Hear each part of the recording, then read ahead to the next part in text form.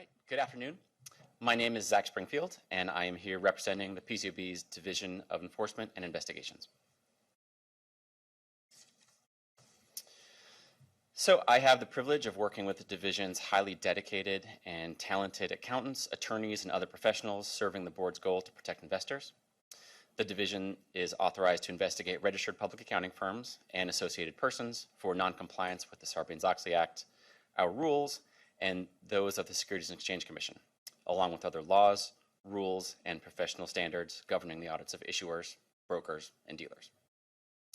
We use our investigative authority to identify potentially serious audit deficiencies and other potential violations of relevant laws and rules that pose significant risks to investors. And when investigations reveal that auditors have run afoul of their professional obligations or have threatened the board's regulatory processes, the board, to demonstrate that non-compliant auditors face real consequences, uses its disciplinary authority to impose sanctions and penalties. Our goal at the end of the day is to sanction and deter non-compliant auditors and others similarly situated from violating applicable professional standards, rules, and laws.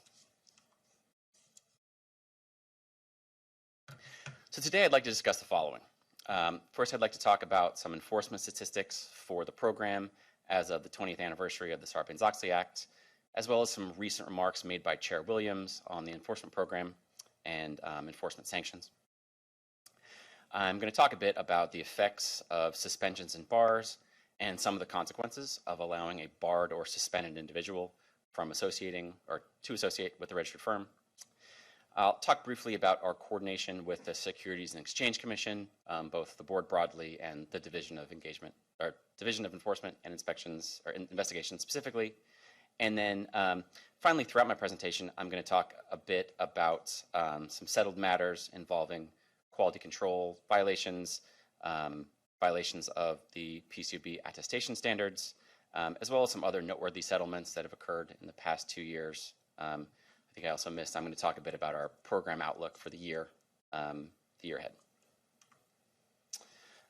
But before I get into that, we have our first CPE code of the session. It's 955 or 955. I'll give everybody a second to input that. Okay, last call, 955. All right, so as I'm sure many of you know, 2022 marks the 20th anniversary of the Sarbanes-Oxley Act, which, among other things, established the PCAOB and its enforcement program. So through July of this year, or as of the 20th anniversary, the board has issued 336 settled orders, sanctioned over 230 firms, and over 270 individuals. Most notably, through our enforcement program, the board has revoked the registration of over 100 firms. It's barred over 200 individuals from associating with the registered public accounting firm, and in total has imposed over $28 million in monetary penalties.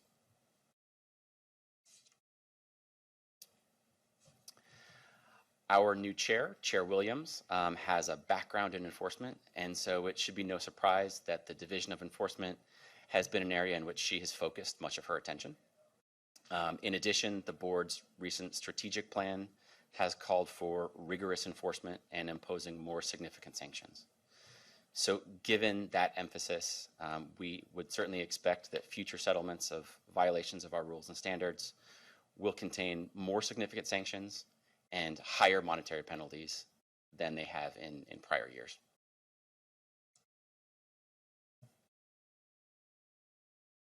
Now, this slide shows a range of the potential sanctions that are available to the board in a disciplinary proceeding.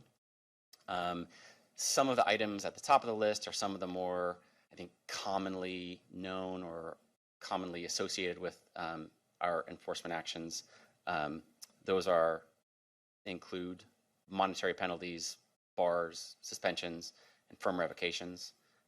Those are certainly the most common sanctions, but they're not the only ones available to the board. And in recent years, I think we've seen an increase in some of the more forward-looking sanctions that are towards the bottom of the list, such as undertakings for additional training or changes in a firm's policies, as well as the board can require that a firm appoints an independent monitor or consultant. Certainly, like I said, we've seen an increase in some of these later sanctions, or the sanctions lower on the list. Have seen an increase in those in recent years, and would expect those to continue in future years, again, when appropriate.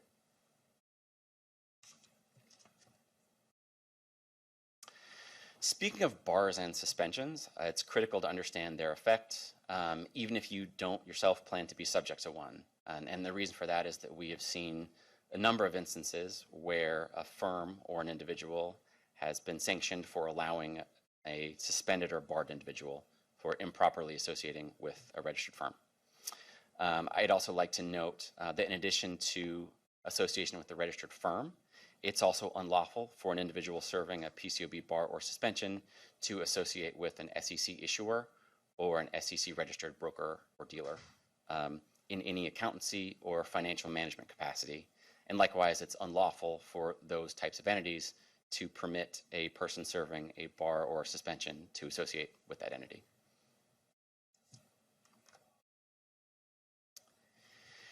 And now we have our first polling question. So a person that is suspended or barred from being associated with a registered public accounting firm may not: A, receive compensation from a registered public accounting firm; B, share in the profits of a registered public accounting firm; C, participate as an agent of a registered public accounting firm; or D, all of the above.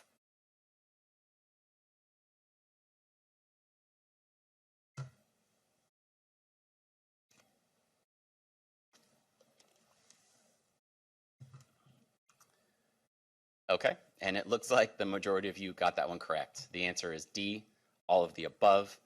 The language in this question comes directly from PCAOB Rule 5301, effective sanctions.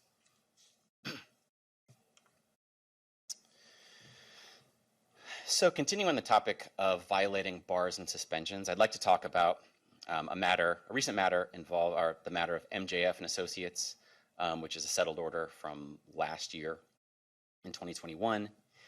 In this matter, one of the firm's partners received a PCAOB bar and as a result could not participate in the firm's audits and reviews of issuer clients. Although the firm and the firm's managing partner took some steps to restrict the barred partner's activities, they did not develop sufficient policies and procedures to ensure that the barred partner did not associate with the firm while serving his bar. Specifically, after the bar became effective, this individual continued, or the firm continued to employ this barred individual, but assigned him only to non-issuer engagements. And even though the barred partner had no formal responsibilities relating to the firm's public audit practice, he continued to associate with the firm. Specifically, and among other things, while he was barred, he provided work paper comments on two MJF engagement teams working on issuer audits and reviews, and also offered his professional opinion on certain accounting and disclosure issues for the firm's issuer client public filings.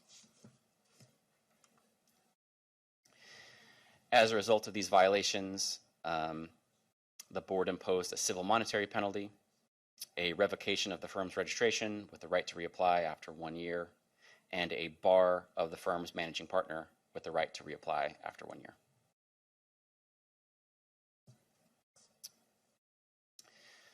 So the board coordinates its enforcement efforts with the Securities and Exchange Commission and may share information with it, as well as with the Department of Justice and other agencies that are named in the Sarbanes-Oxley Act. Specifically as it pertains to the Division of Enforcement, we coordinate with the SEC's Division of Enforcement as a standard practice. And that can result in a number of different scenarios, but among other things, it can result in us performing what we would call a parallel investigation, where the PCAOB Division of Enforcement investigates the auditor conduct, and the SEC investigates the conduct of the issuer, management, and other individuals associated with management. Or it can result in either the PCAOB deferring an auditor investigation to the SEC or vice versa. And we certainly see all of those scenarios in our day-to-day activities.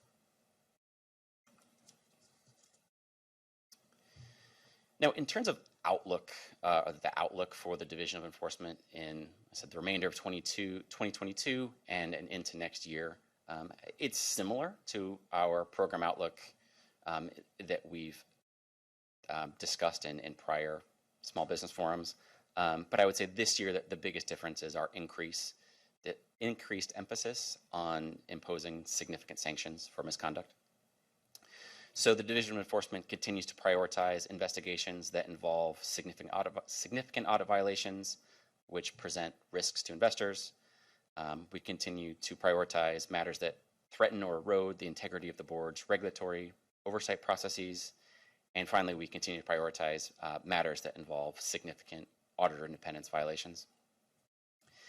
Beyond that, we have a number of our sort of other focuses continue to be similar to past years. So we continue to focus on matters that involve firms' deficiencies in quality control policies and procedures, which has been a focus for a few years now. And as we'll see later, I'll share a few settled orders involving that. In addition, we continue to focus on new and evolving issues in auditing and accounting.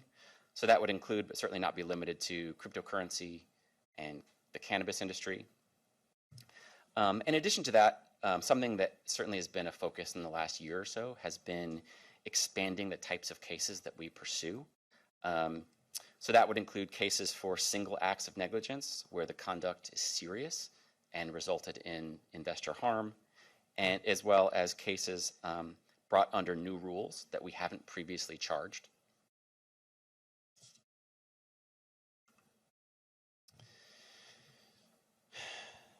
So I know there are a number of broker-dealer auditors in the audience, and as I'm sure they're aware,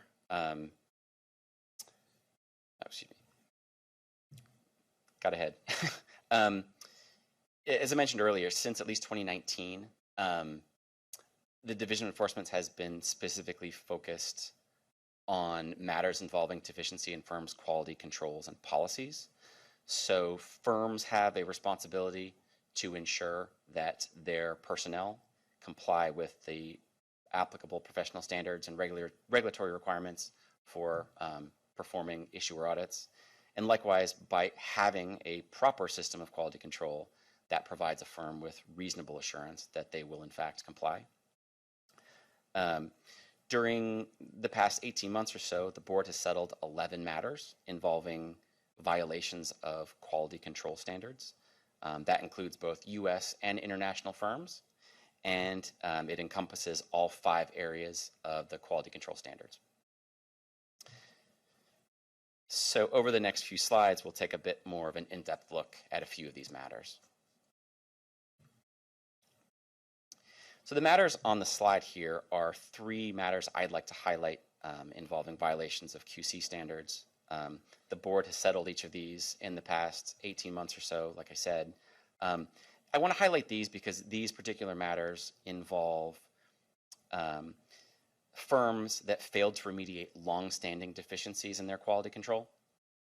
Specifically, in each of these matters, the firms were each on notice from one or more previous PCAOB inspections that they had a deficiency in their system of quality controls, which did not provide them with reasonable assurance that its personnel were complying with the applicable rules and standards for performing an issuer audit. And moreover, despite being aware of these deficiencies, the firms failed to establish effective policies and procedures for monitoring their systems of quality control, and thereby failed to assure or have reasonable assurance that they were complying with the applicable rules and standards for performing an issuer audit. So as a result of these settled orders, 2 of the firms, BMKR and WDM, had their registrations revoked and received a monetary penalty. And the 3rd firm, RBSM, was required to retain and pay for an independent consultant to evaluate its system of QC. It also paid a monetary penalty. That brings us to our second CPE code, which is 760 or 760. So I will give you a minute to input that.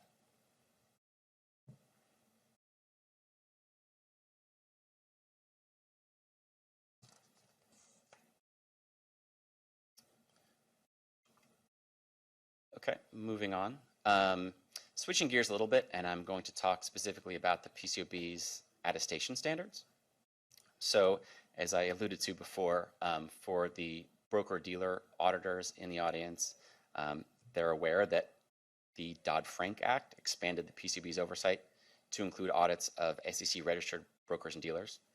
And as a result, the PCAOB adopted 2 attestation standards relating to the reviews of broker and dealer reports. To date, the firm has sanctioned a number of firms and individuals for violating these attestation standards.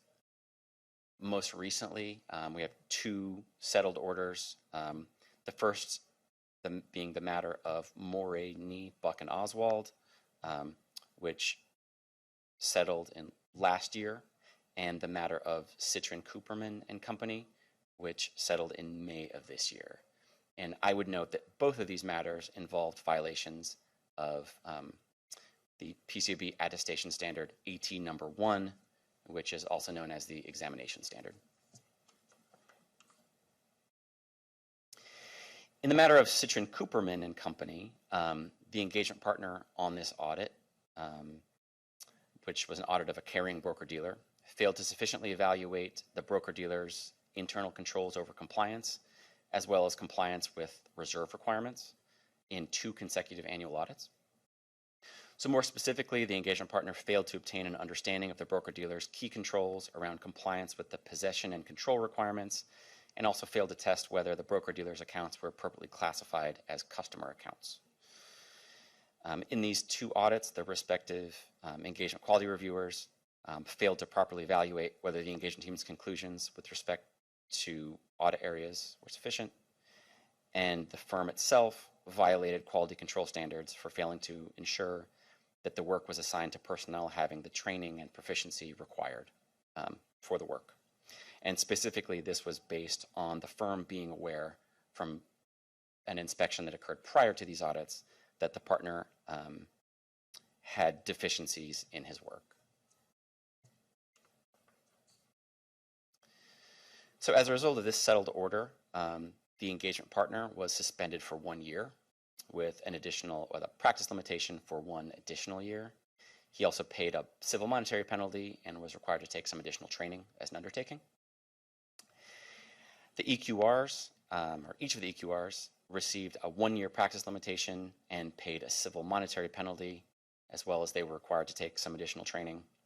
And finally, the firm paid a civil monetary penalty of $200,000 and was required to undertake certain remedial actions, which are described in more detail in the order, which, like all of our orders, is published on the board's webpage.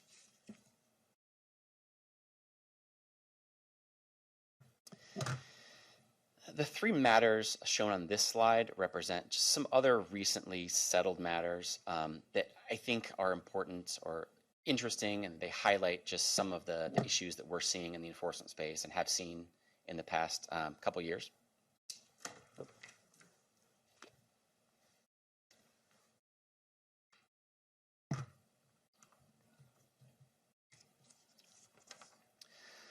So the first 2 matters are unrelated but involve similar conduct. And these matters involve the use of unregistered Chinese accounting firms in the performance of an issuer audit.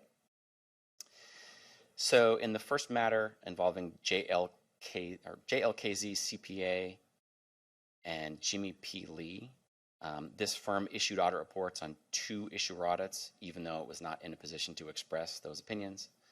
Specifically, for all intents and purposes, the audits were performed by an unregistered firm based in Shanghai, and the JLKZ firm's only involvement was a limited review of certain documents. In this situation, the Shanghai-based firm also received approximately 80% of the audit fees, and it was determined that the managing partner of the JLKZ firm substantially contributed to the violations. So as a result, the firm received a 2-year practice limitation and also received a joint monetary penalty with the managing partner. In the matter of WWC PC, this firm was using an affiliated firm based in Hong Kong to perform 7 issuer audits. The Hong Kong firm acted as a substantial role in each of these audits. And as a result of the violations, the WWC firm paid a monetary penalty of $50,000 and was required to undertake certain undertakings regarding improvements to its QC system, which it was required to certify to the board.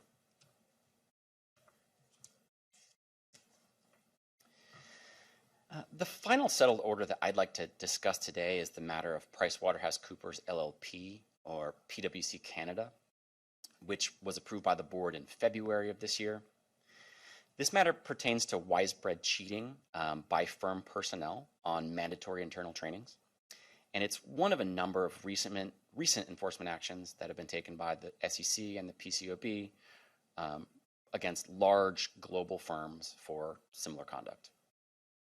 In this matter, PwC Canada failed to establish quality control standards related to integrity and personnel management because over 1,200 of its audit personnel were involved in an answer sharing scheme related to the firm's required training courses.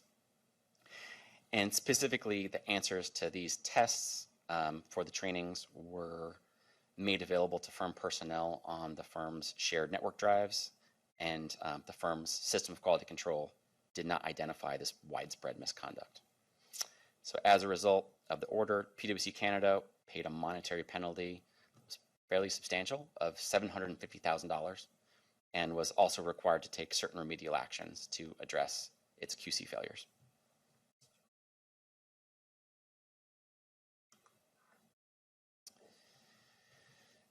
One of the final slides I have relates to the tip line.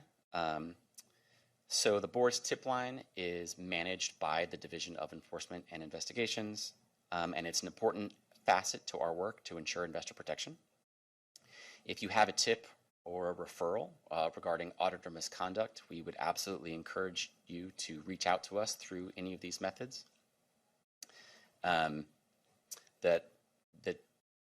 The Tip and Referral Center is probably most easily accessed through the board's website.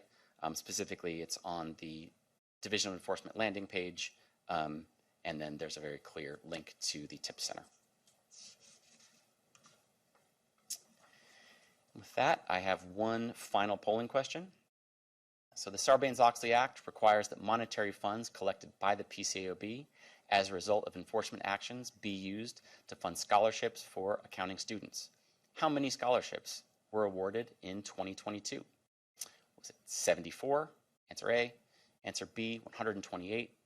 Answer C, 250. Or D, 194.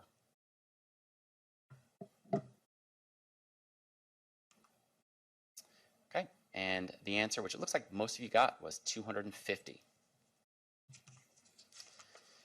So I'd like to thank you for your time today. Unfortunately, I don't have time to answer any questions, but thanks again, and I hope you enjoy the rest of the forum.